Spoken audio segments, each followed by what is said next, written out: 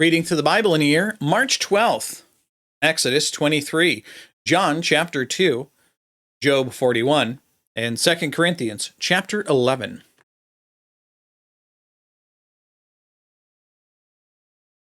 The Lord continues.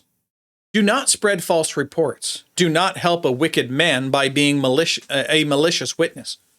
Do not follow the crowd in doing wrong.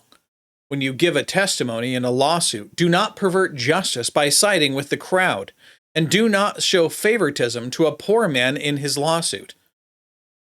If you come across your enemy's ox or donkey wandering off, be sure to take it back to him. If you see the donkey of someone who hates you fallen down under its load, do not leave it there. Be sure to help him with it. Do not deny justice to your poor people in their lawsuits. Have nothing to do with a false charge, and do not put an innocent or honest person to death, for I will not acquit the guilty. Do not accept a bribe, for a bribe blinds those who see and twists the words of the righteous. Do not oppress an alien. You yourselves know how it feels to be aliens, because you were aliens in Egypt. For 6 years you are to sow your fields and harvest the crops, but during the 7th year, let the land lie unplowed and unused. Then the poor among your people may get food from it, and the wild animals may eat what they leave. Do the same with your vineyard and your olive grove. 6 days do your work, but on the 7th day do no work. Or rather, do not work, so that your ox and your donkey may rest, and the slave born in your household, and the aliens as well, may be refreshed. Be careful to do everything I have said to you. Do not invoke the names of other gods. Do not let them even be heard on your lips. 3 times a year you are to celebrate a festival to me. Celebrate the Feast of Unleavened Bread. For 7 days eat bread made without yeast, as I commanded you. Do this at the appointed time in the month of Abib, for in that month you came out of Egypt. No one is to appear before me empty-handed. Celebrate the Feast of Harvest with the firstfruits of your crops you sow in your field. Celebrate the Feast of Ingathering at the end of the year, when you gather in your crops from the field. 3 times a year, all the men are to appear before the sovereign Lord. Do not offer the blood of a sacrifice to me, along with any other containing yeast. Along with anything containing yeast. The fat of my festival offerings must not be kept until morning. Bring the best of the firstfruits of your soil to the house Bring the best of the firstfruits of your soil to the house of the Lord your God. Do not cook a young goat in its mother's milk. Again, questions, concerns on a lot of these because they're kind of all over the place. The notes are really the place you should go. They'll help you out the most to kind of make sense of all of this. Continuing with verse 20. See, I am sending an angel ahead of you to guard you along the way and to bring you to the place I have prepared. Pay attention to him and listen to what he says. Do not rebel against him. He will not forgive your rebellion, since my name is in him. If you listen carefully to what he says and do all that I say, I will be an enemy to your enemies and will oppose those who oppose you. My angel will go ahead of you and bring you into the land of the Amorites, Hittites, Perizzites, Canaanites, Hivites, and Jebusites, and I will wipe them out. Do not bow down before their gods or worship them or follow their practices. You must demolish them and break their sacred stones to pieces. Worship the Lord your God, and his blessing will be on your food and water. I will take away sickness from among you. And none will miscarry or be none will miscarry or be barren in your land. I will give you a full life's.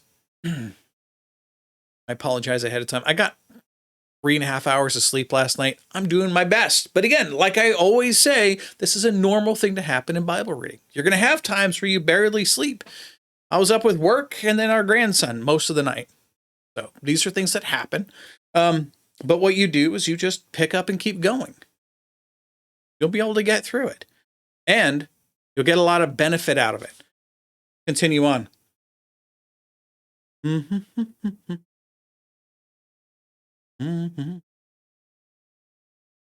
See, I looked away and started talking to you, and then I lost my spot. I'm just going to roll back to 24 because I know that we haven't gone through that part yet. Oh, sorry that we've gotten through it, but we're close enough. Now, do not bow down before their gods or worship them or follow their practices. You must demolish them and break their sacred stones to pieces. Worship the Lord your God, and his blessing will be on your food and water. I will take away sickness from among you, and none will miscarry or be barren in your land. I will give you a full lifespan. I will send my terror ahead of you and throw into confusion every nation you encounter. I will make all your enemies turn their backs and run. I will send the hornet ahead of you to drive the Hivites, Canaanites, and Hittites out of your way. But I will not drive them out in a single year, as the land would become desolate and the wild animals too numerous for you. Little by little I will drive them out before you, till you have increased enough to take possession of the land. I will establish your borders from the Red Sea to the Sea of the Philistines, and from the desert to the river. I will hand you over to the people who live in the land. That is entirely wrong. I will hand over to you the people who live in the land, and you will drive them out before you. Do not make a covenant with them or their gods. Do not let them live in your land, or they will cause you to sin against me, because the worship of their gods will certainly be a snare to you. Remember this. This is super important. Yes, it's foreshadowing, but remember what they're saying here, or what God is saying here. Especially the part about not making a covenant with them and the specific people he says this about. They do make a covenant with some of the people who live there, but they're not of these people. Important thing to remember. I think it's the Girgashites, but we'll come to that later. Conclude now and move on to John chapter 2.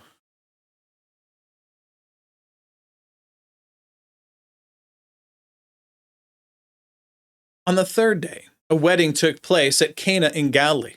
Jesus' mother was there, and Jesus and his disciples also had been invited to the wedding. When the wine was gone, Jesus' mother said to him, "They have no more wine." "Dear woman, why do you involve me?" Jesus replied. "My time has not yet come." His mother said to the servants, "Do whatever he tells you." Nearby stood 6 stone water jars, the kind used by the Jews for ceremonial washing, each holding from 20 to 30 gallons. And Jesus said to the servants, "Fill the jars with water." So they filled them to the brim.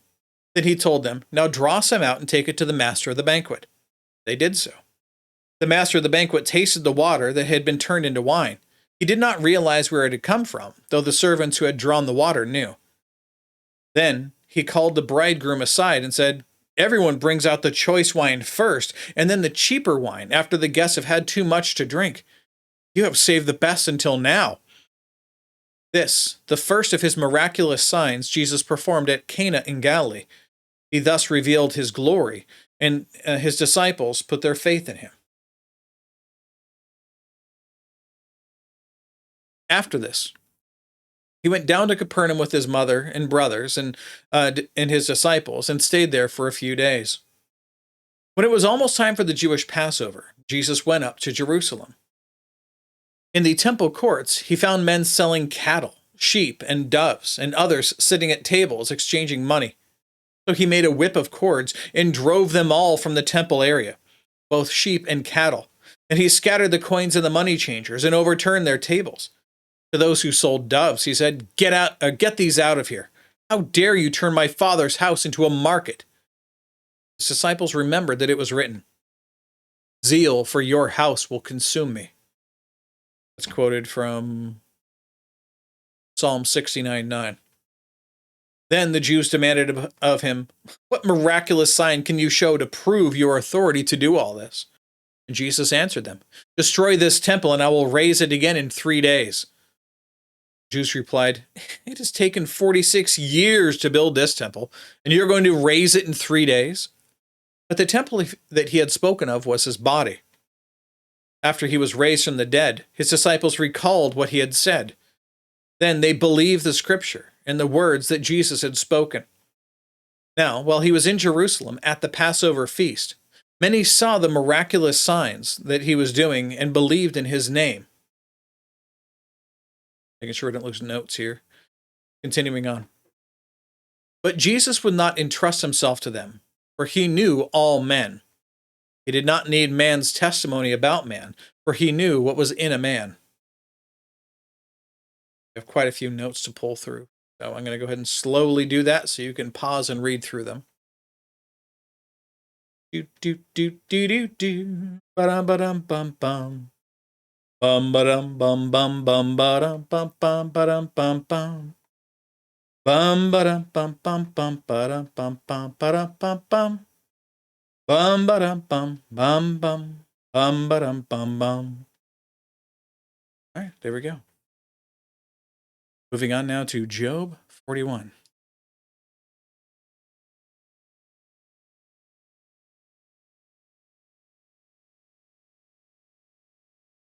God continues, can you pull in the Leviathan with a fishhook? Again, reading the notes here, there are many people who read through this and think that it's talking about a simple Nile crocodile. We talked about Behemoth yesterday. As we read the description God gives of this Leviathan, think about a crocodile. I've lived in Florida many times. I've lived in Florida more than I have lived anywhere else in my adult life. There's the tiniest little thing here and there that I might say, yeah, that kind of resembles a crocodile, but or an alligator, but not the whole thing. Verse 1, can you pull in the Leviathan with a fishhook or tie down his tongue with a rope? People in Florida do that all the time. Can you put a cord through his nose or pierce his jaw with a hook? Again, same thing. Will he keep begging you for mercy? Will he speak to you with gentle words? Will he make an agreement with you for you to take him as a slave for your life? Can you make a pet of him like a bird or put him on a leash for your girls? There was a guy in Florida who had one as an emotional support animal. Will traders barter for him? Will they divide him up among the merchants?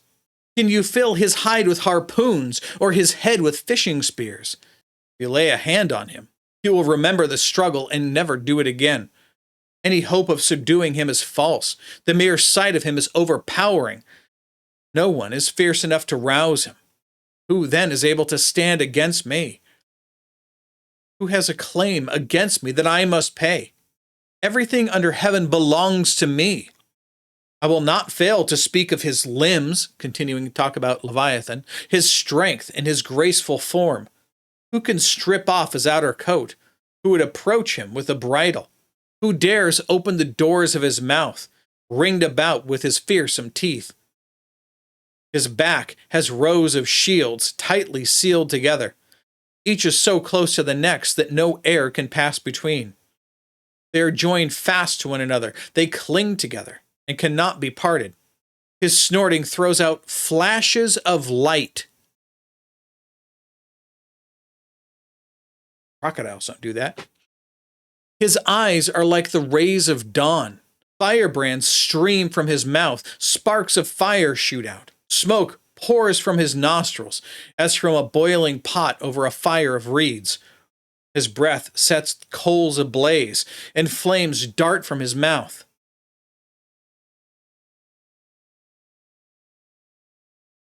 Everything else we've been talking about in this entire book referred to an actual, a real, living, breathing creature.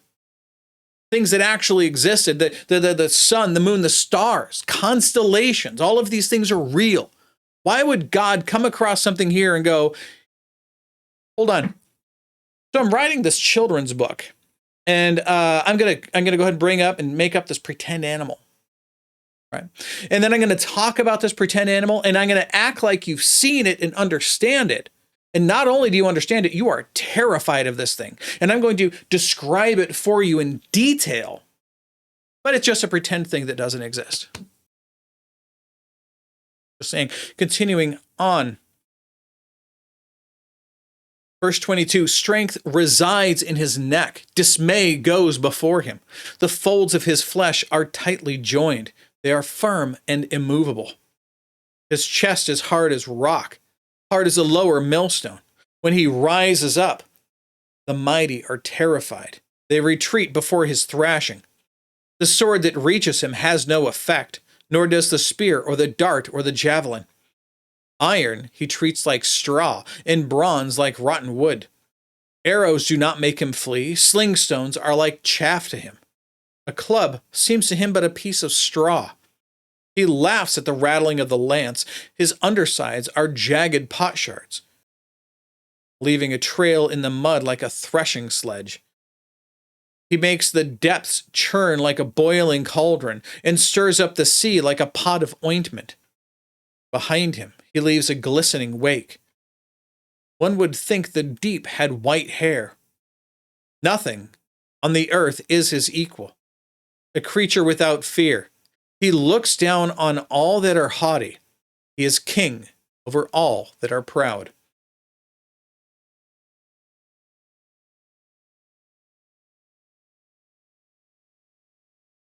The last of the notes here for you. Sure there aren't any more. I don't think there are. All right. Concluding in 2 Corinthians chapter 11.